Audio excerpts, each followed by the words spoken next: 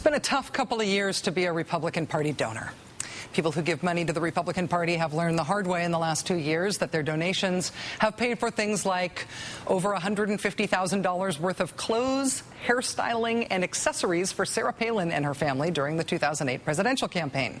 Republican donations were also spent by Senator John Ensign to put his mistress's teenaged son on the Republican Party's payroll for something described as research policy consulting. I mentioned the kid was a teenager at the time, and that he got taken off the payroll once Senator Ensign stopped sleeping with his mom. Today, more news on what your donations go to when you give to today's Republican Party. The conservative website The Daily Caller published a story today on the Republican National Committee's spending disclosure records. In the last month alone, the RNC spent more than $17,000 of its donors' money on private planes, more than $12,000 on limousines, and over $15,000 at the Beverly Hills Hotel and the Beverly Hills Four Seasons. That's all in 1 month. But in these disclosures of what the Republican Party spent its donors' money on last month, what's getting the most attention is not the most expensive item on the list. What's getting the most attention is one line item from February 4th that's classified under meals. It's just under $2,000. It's at a place called Voyeur West Hollywood. And Voyeur West Hollywood it's a naked lady place. In the words of the Daily Caller, it's a bondage-themed nightclub featuring topless women dancers imitating... Never mind. While Federal Election Commission filings confirm that the RNC spent nearly $2,000 in one night at the club in question, the RNC says it wasn't Chairman Michael Steele who personally was there. They say it was a political consultant named Eric Brown who expensed the trip to the strip club, telling The Hill, quote, "The chairman was never at the location in question. He had no knowledge of the expenditure, nor does he find the use of committee funds at such a location at all acceptable.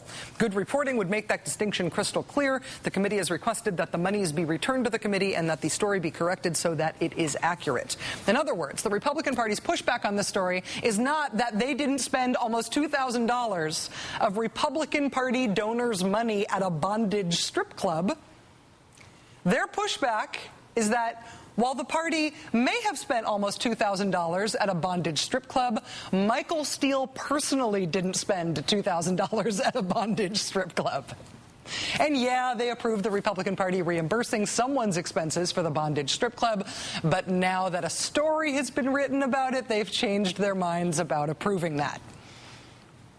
Somehow, despite that incredibly persuasive defense, there are still Republican Party elders responding to this story by calling for Party Chairman Michael Steele's resignation. Bob Dole's former press secretary told the Huffington Post about this, quote, "No matter which side of the aisle you find yourself, if you are giving to a political party your hard-earned money, you should have no doubts that it is going to be spent as advertised and not to provide a spoiled, egocentric, out-of-touch chairman with frivolous luxuries which are out of reach of the vast majority of the American people."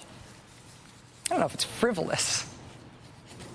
While it may seem tempting to fire up the Michael Steele resignation countdown clock right about now, it remains true that Michael Steele has survived so far. Michael Steele has survived day one of the Republican National Committee bondage strip club spending scandal. And assuming he keeps on surviving it, you can just add it to the list of remarkable things that have not resulted in the resignation of Michael Steele yet. Like the time he published a book that he billed as the blueprint Republicans should follow to win back power. He did this without telling any of the actual elected leaders of the Republican Party that he was writing this book. Then he went on a book tour to promote the book, all while supposedly also running the RNC. There was also the gracious manner with which he responded to the outcry over the book thing. I am in this chair. If they want it, take it from me. Until then, shut up, step back, or get in the game. I hope you play this tape over and over again because these folks are the problem. They're not the solution. Get with the program. I'm the chairman. Deal with it. Then there was the scandal over Mr. Steele marketing himself for paid speeches around the country, even though what he's supposedly paid to do as RNC chairman is give speeches around the country.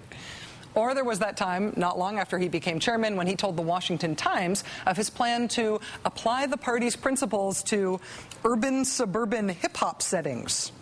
Or when early this year, about 11 months before Election Day, he said this about his own party's chances in the 2010 midterms.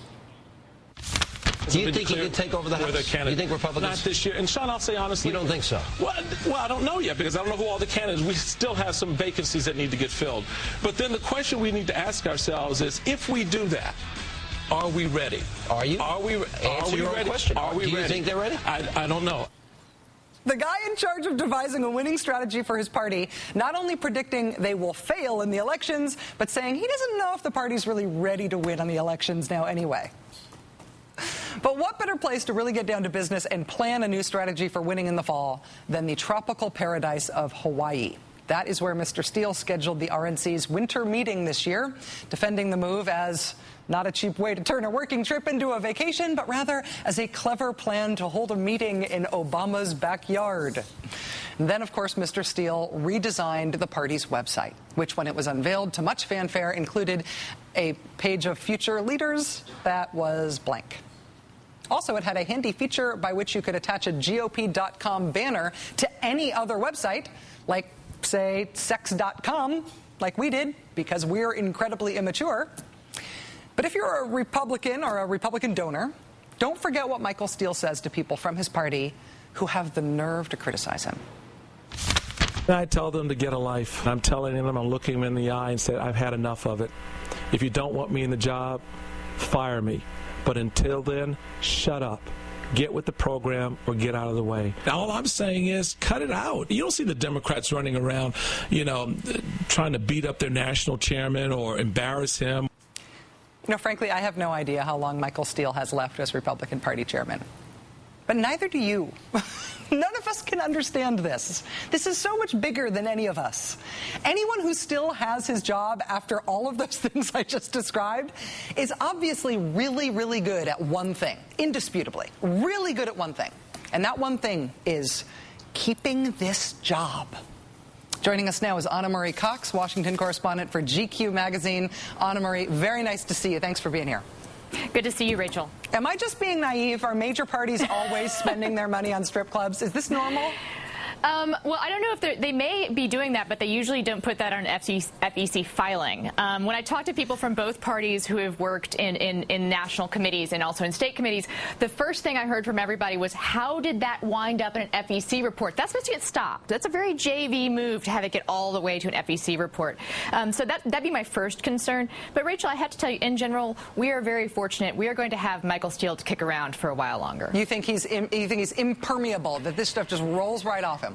Well, no, not necessarily. It's just that it's not a good time for him to step down. Also, he won't step down, as you can tell from those quotes that you played. And apparently, it's really difficult to get him out of there. To fire him requires something like 70 or 80 members of the delegation, the National Committee, to call for a special session and then to call for a vote of, no confidence on him. And that's probably not going to happen, in part because people want this to go away. The GOP has enough problems right now. I believe you've covered some of them.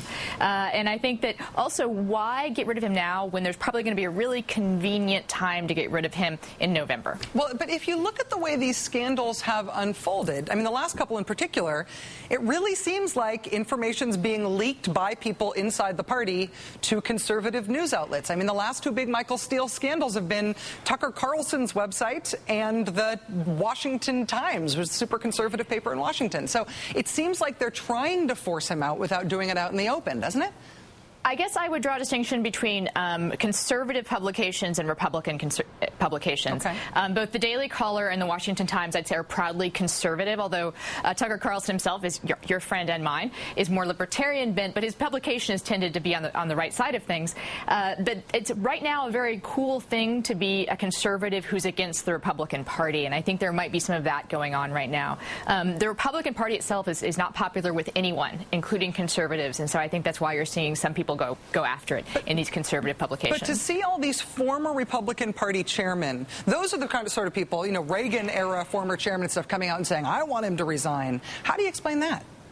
That they're not very relevant anymore, and this is a good way for them to feel like they're relevant. When I talk to people who are really sort of, at least, I don't know if I talk to real insiders, but people who are a little bit closer to the center of power right now, no one seems that concerned about Steele leaving right now. I think that there are some people that'll be happy to see him go in November when there's kind of a natural break for him to go.